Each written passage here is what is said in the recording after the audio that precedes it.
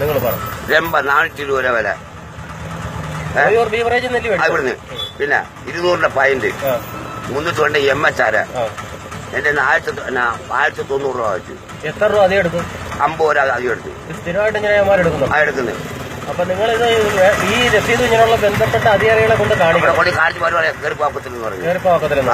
അപ്പൊ ഈ തിരക്കടയിൽ കയറിപ്പോക്കാത്തോണ്ടാണ് ഞാൻ പിന്നെ കൂടി സാധനം കൂടി ചെന്നു. വേറെ ഒന്നും വാങ്ങിച്ചില്ല. വേറെ ഒന്നും മേടിച്ചിട്ടില്ല.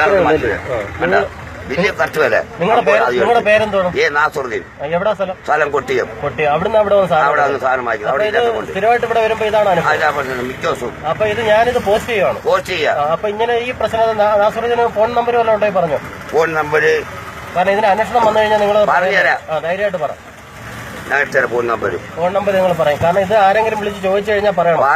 സ്ഥിരമായിട്ട് ഇവിടെ ഉയരം നടക്കുന്നതാണ് ഞങ്ങൾക്കൊക്കെ അറിയാം. അതുകൊണ്ടാണ് പറയാം. നിങ്ങൾ ആ ഫോൺ നമ്പർ ആരെങ്കിലും കാണുന്നെങ്കിൽ കാണട്ടെ.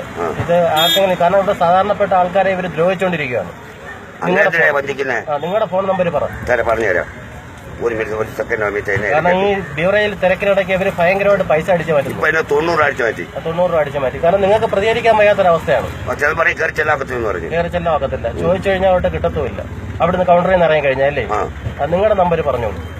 കാരണം ഇതിനെക്കുറിച്ചൊരു അന്വേഷണം എന്തെങ്കിലും ഒരു കാര്യം വന്നു കഴിഞ്ഞാലേ കാരണം ഇവിടുത്തെ മറ്റ് ആൾക്കാർ പറഞ്ഞു നമ്പർ പറഞ്ഞു 90 48 അല്ല 90 08 36 28 11. ആനെ ഒന്നുകൊണ്ട് വിളിച്ചു നമ്പർ. അല്ല ഒന്ന് വിളിച്ചു കേട്ടോ ആ നമ്പറിൽ. അല്ല ഞാനിപ്പോ ഫോൺ കട്ട് ചെയ്ത് എടുക്കാൻ പറ്റത്തില്ല. എന്തായാലും ഞാനിത് പോസ്റ്റ് ചെയ്തേക്കാം. അല്ല അത് പോസ്റ്റ് ചെയ്യും. ശരി.